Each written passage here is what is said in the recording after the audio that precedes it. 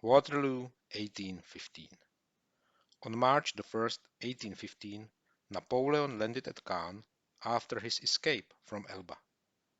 On March 20th, he entered Paris, and Louis XVIII fled. In response, the four allies, Great Britain, Russia, Austria, and Prussia, agreed that each would put an army of 150,000 men into the field, and that, as in 1813–14, Napoleon would be overwhelmed by sheer weight of numbers. Allied strategy was for the Anglo-Belgian-Dutch forces commanded by Wellington and the Prussian forces commanded by Blucher to invade France from the north. The Russian army was to attack across the Middle Rhine, and the Austrian across the Lower Rhine. Wellington and Blucher were ready for operations first. By the end of May 1815, Napoleon had nearly 300,000 men under arms, and of these 125,000 formed the Armée du Nord under his personal command. He decided to deal with his enemies piecemeal, if possible, and to start by attacking Wellington and Blucher, who were advancing from the Netherlands and the Lower Rhine. His reasons for this choice were that the eastern and southeastern frontiers of France were strong and could be held with relatively few troops for the time being. The Franco-Belgian frontier, on the other hand, was open except for a few fortresses, and they had not prevented the enemy from invading France in 1814.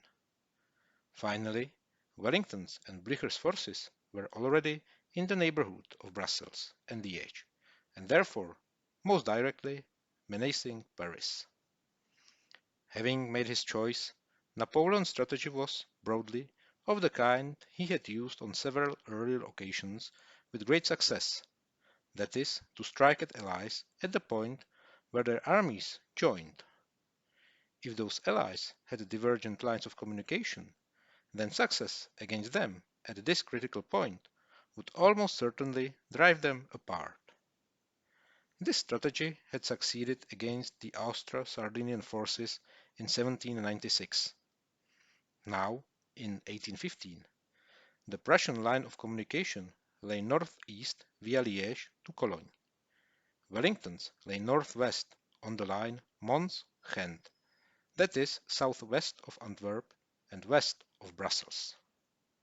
Napoleon therefore decided to advance along the axis of the Charleroi-Brussels road, which led directly to the area where Wellington's left wing joined the right wing of the Prussian army. By June 14th, the French army had concentrated in the area Maubeuge, Avesnes, Rocroi, Chimay.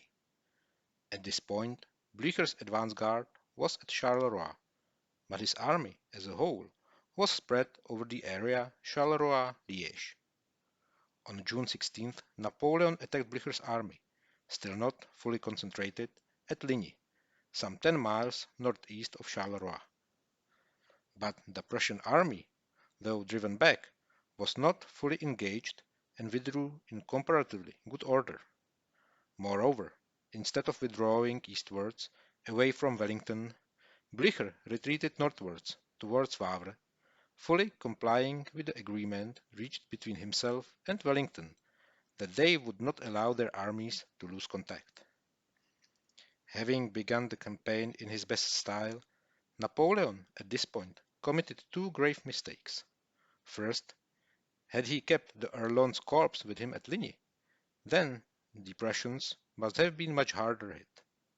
Second, when the Prussians withdrew, Napoleon assumed and continued to assume that they were moving away from Wellington, and Grouchy, sent to pursue Blucher, failed to do his job properly. In the meantime, Wellington, who had been taken by surprise by the speed of Napoleon's advance, had himself advanced towards Quatre-Bras. There he made contact with Ney, who had been ordered by Napoleon to hold the British in check, on the afternoon of June 15th. On June 16th, Ney and Wellington watched each other at Quatre-Bras, and some indecisive action took place. On June 17th, Wellington heard of Blücher's temporary reverse and withdrawal, and himself decided to withdraw also to the Waterloo position.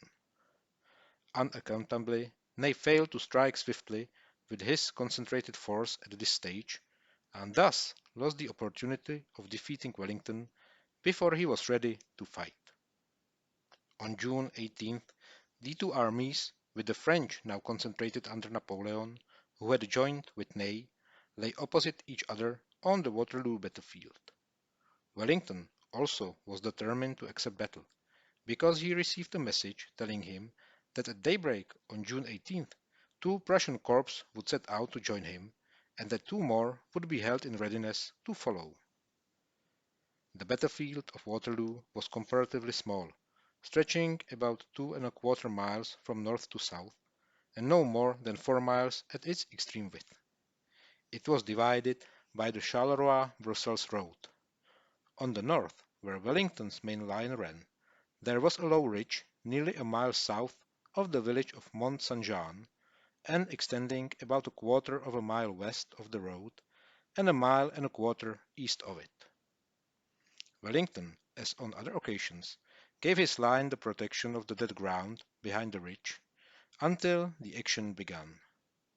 His front centre was reinforced by the farm and sandpit at La Haie-Sainte, and his right flank by the chateau of Hougoumont. On the south of the battlefield was another low ridge, the ground between the two ridges never dipping more than about 50 feet. Here Napoleon drew up his line, stretching from the Brussels-Nivelles road from a point about 1¾ miles south of Mont Saint-Jean, south of Hougoumont, to the hamlet of Frischemont. The fighting, which lasted from 11:30 a.m. until about 8 p.m., consisted of 4 main phases.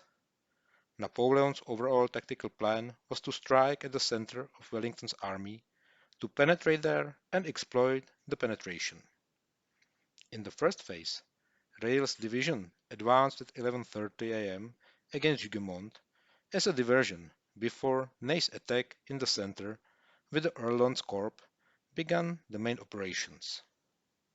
From the beginning, the diversion, in fact, tended to absorb more French than Allied forces.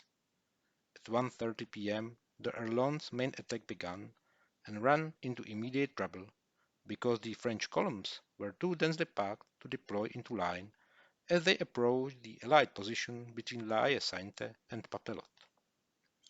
The result was that they suffered heavy casualties from the delayed and concentrated musket fire of Picton's division, and were then driven back by Uxbridge's cavalry. In the process, however, Wellington's forces themselves suffered heavily, particularly since the cavalry drove on too far and became disorganized. The second phase began at about 4 p.m. at a time when Napoleon was already beginning to be distracted by the appearance of the forward Prussian troops debouching from the Paris wood. Ney led a great cavalry attack covering the whole area between La Haie-Sainte and Hougoumont.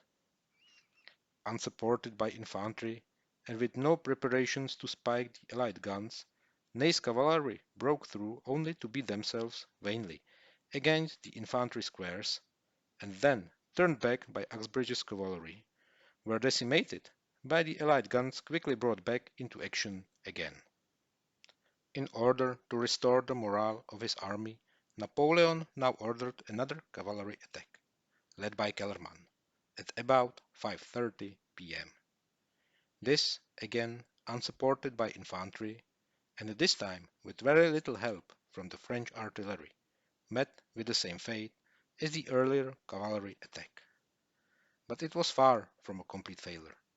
Wellington's center had been weakened so much that he was almost without reserves, and himself led forward the Brunswickers to re-establish the center of his whole position.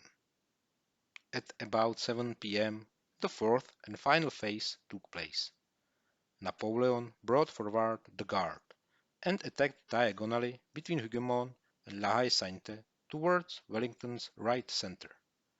Again, packed too tight to deploy against concentrated musket fire, this attack also failed, this time against Maitland's brigade of guards.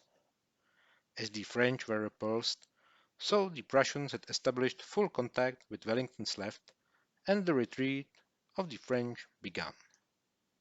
Waterloo was won. Apart from the vital cooperation of the Prussians at the critical phase, by Wellington's superior tactics. As before, he depended upon concentrated fire by artillery and small arms, his infantry protected by natural and artificial features as long as possible, and supported, once their fire had taken effect, by a decisive cavalry action. Napoleon's tactics were faulty in two respects. First, his traditional combination of column and line, l'ordre mixte, failed to operate successfully in the narrow confines of this particular battlefield. Second, his various arms were not adequately coordinated. Infantry and cavalry did not operate together, and each failed because the support of the other was lacking. If you like this video, please give it a thumb up and consider subscribing if you are not already, as each takes just a second to do and will be very much appreciated. See you next time.